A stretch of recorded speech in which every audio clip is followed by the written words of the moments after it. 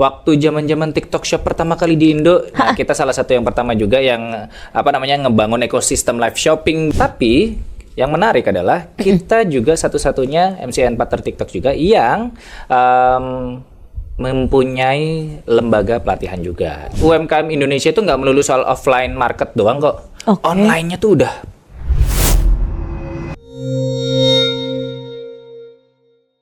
Sobat Pro3 Senior, aku seneng banget deh di syuting podcast hari ini. Berwarna banget studionya tuh.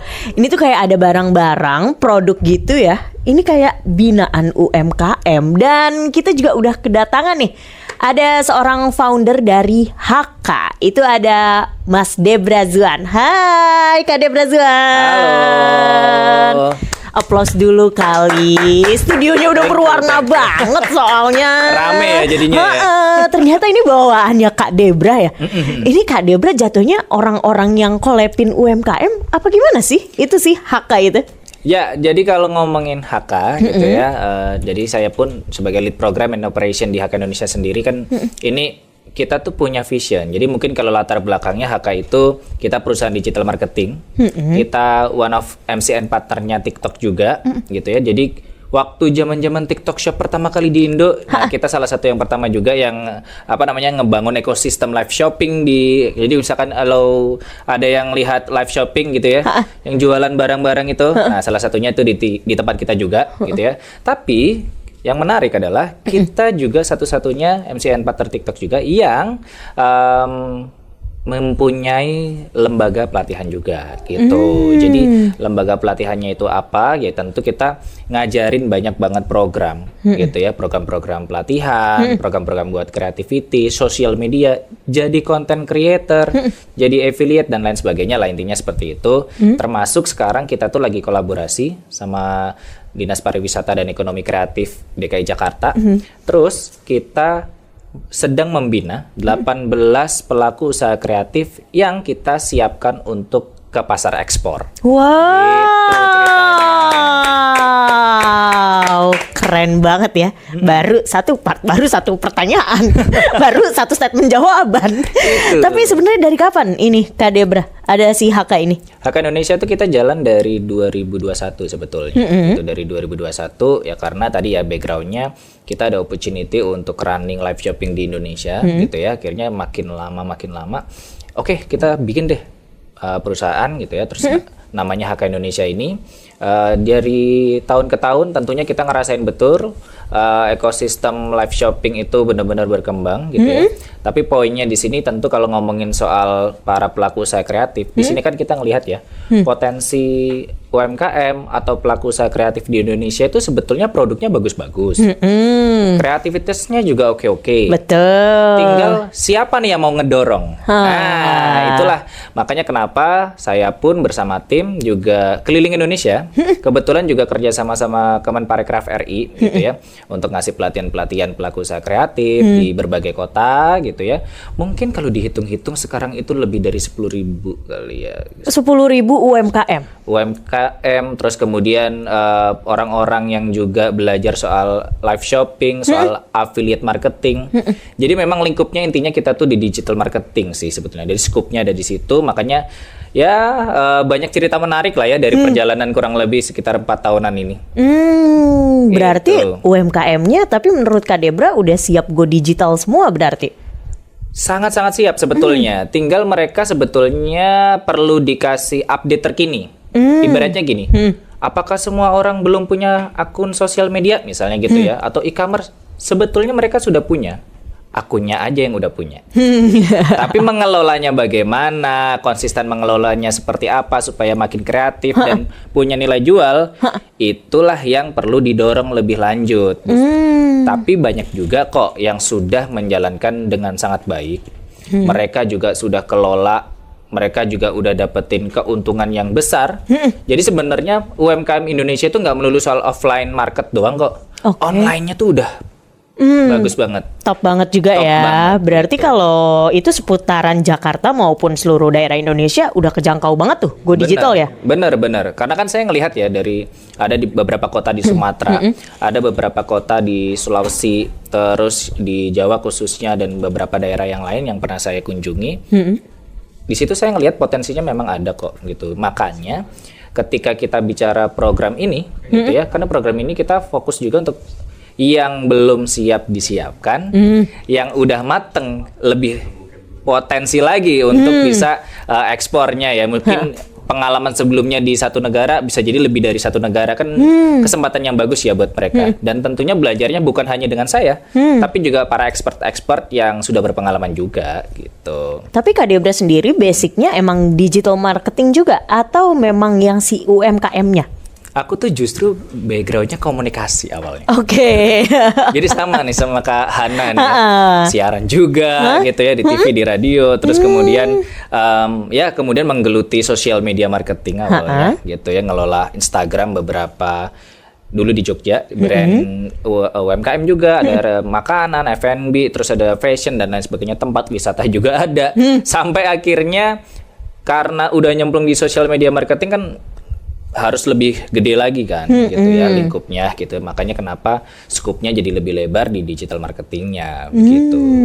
Waktu itu yang kan tadi kakak kelola makanan minuman iya, fashion iya, wisata juga yang paling duar meledak banget tuh apa?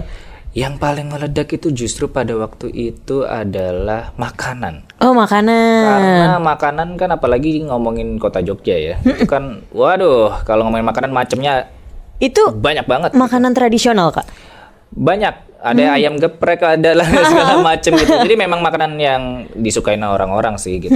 Karena mereka kan pada waktu itu orang-orang kan belum terlalu aware soal ini ya, apa namanya sosial media ya. Hanya punya tapi belum dikelola dengan benar gitu. Makanya justru di situ saya sama teman-teman juga mengelola sosial media mereka dan akhirnya berlanjut saat saya di Jakarta gitu ya. Dan di Jakarta ketemu para pelaku aircraft juga di situ kita ngelihat ya potensinya luar biasa gitu ya. Benar. Tinggal bagaimana kita kasih opportunity, mungkin juga buka wawasan buat mereka dan mereka ketika ketemu pun selalu pertanyaannya juga, Mas saya harus apa lagi ya? Pertanyaan itu yang buat saya oke, berarti potensi mereka tuh sebetulnya ada dan kemauannya. Kan yang susah itu ya. Betul. Tapi ngomong-ngomong, Kak Debra ikhlas banget ya ngajarinnya. Karena semangat kan kadang, banget.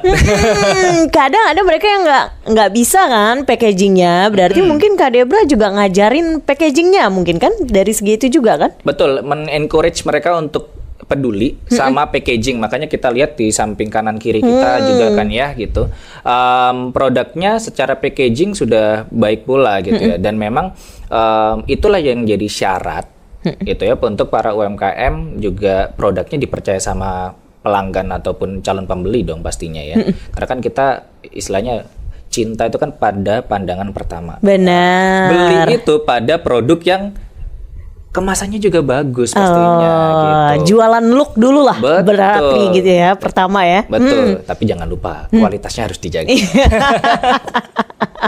Berarti udah ngajarin looknya, berarti otomatis pertamanya itu harus packagingnya bagus gitu ya? Packaging bagus dan utama kita tuh malah mikirnya soal capacity building malahan. Waduh, jadi lebih kompleks lagi tuh. Karena kalau ngomongin UMKM kan nggak cuma dari produk ya, bahkan dari business owner-nya pun itu juga harus punya mindset. Kalau kita kemarin berikan pelatihan, jadi tuh kita lagi bikin programnya itu namanya Jackathon. Jackpreneur Hackathon. Jadi kita kumpulin, kita kurasi dari ratusan UMKM pelaku aircraft yang ada di Jakarta, kita pilih 18 terbaik. Terus disitulah kita lihat kan, satu business owner-nya yang punya growth mindset, yang pengen usahanya maju. Kan ada ya yang ya udahlah aku cukup segini aja. Mungkin ada gitu. Tapi banyak yang aku pengen lebih lagi, pengen maju lagi usahaku dan seterusnya. Itulah yang kita lihat juga. Baik dari dokumen juga kita lihat, terus kita juga lihat dari kualitas produk. Terus kesiapan produk dan kemudian tadi marketingnya bagaimana, termasuk kan di situ ya packagingnya juga kan, gitu. Karena satu keterkaitan lah. Betul. Soalnya kan sekarang zamannya Instastory kan. Kalau nggak Betul. estetik, sorry banget, gue Sorry nggak mau banget. story nih coy, gitu kan. Honest review lah. Iya. Iya kan, jadi makanya emang looknya tuh harus menarik tadi kan. Jadi terus Instastory banyak yang nge-tag. Tapi nih Kak, kadang-kadang dia emang udah punya sosmed tadi, Betul. punyanya aja gitu Betul. kan. Tapi kayak dia ngerasa, kok followersnya susah naik nih, gitu. Gimana tuh Kak? Nah, tipsnya tentunya pengelolaan yang benar untuk sosial medianya. Jadi kan kalau punya Instagram, punya TikTok, dan punya e-commerce juga pastinya kan, itu harus dikelola sesuai dengan brand image-nya, ya kan? Jadi setelah dikelola ya tentu dengan konsistensi konten yang disajikan. Kalau sekarang kan konsepnya video-video pendek kan. Kalau tadi Reels. di TikTok, di Reels, dan kemudian ternyata sekarang kan siap-siap juga nih para UMKM sama pelaku aircraft. YouTube Shop udah mulai masuk, jadi harus kelola juga tuh kan, gitu. Jadi supaya naik juga tadi followersnya, di situ tipsnya, dan harus ketemu karakternya mau seperti apa. Dan balik lagi ujung-ujungnya produknya kayak gimana gitu. Oke. Karena ketika nanti orang beli, ketika orang ngerasain kan. Sebetulnya supaya makin laku, makin banyak followers, itu kan tadi honest review kan, Iya. orang nyobain, orang ngerasain, orang Bener. apa namanya, ini oke nggak ya, terus rekomendasi, karena beli dong produk ini bagus Iya. nih, nah kayak gitu-gitu loh. Jangan lupa tag kita ya kan di Nah, Instagram gitu ya sih. Tanpa harus disuruh, diminta, mereka pasti akan cerita para pelanggan-pelanggannya Oh, itu. betul. Ada Ya kan? beberapa produk UMKM yang udah mulai kayak gitu ya Kak ya. Jadi betul. tanpa disuruh, wah udah bakalan mau review gitu. Iya, betul. Jadi nggak perlu repot-repot. Kalaupun ternyata punya kolaborasi sama influencer atau creator, ya itu kan satu keuntungan tersendiri ya, gitu. Tapi kalau Kakak nih kan dari ke daerah-daerah gitu ya, ngajarinnya. Tantangannya apa sih Kak kalau kayak gitu? Yap, tantangannya itu kembali lagi bagaimana mereka mau mendorong usahanya untuk lebih besar lagi, gitu. Karena kan kalau kita bicara soal kemampuan mereka memproduksi barang sebetulnya bagus-bagus gitu ya. Terus kemudian PR berikutnya adalah bagaimana mereka memasarkan produknya. Kan sebelum ngomongin jualan ngomongin pemasarannya dulu kan. Iya. Kadang-kala mereka juga bingung, aduh aku jualannya di mana ya? Aku ngejualnya gimana ya? Gitu.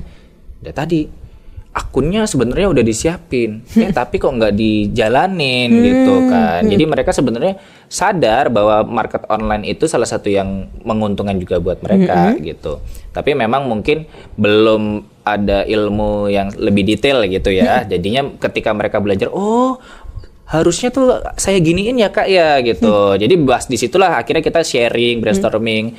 Ya kalau dengar progresnya mereka positif banget ya. Jadi mereka, saya pernah satu waktu di daerah Tasikmalaya, yang dulunya di satu kompleks ataupun di satu pedesaan itu dia jualannya selalu beberapa waktu rombongan ke Tanah Abang gitu ya.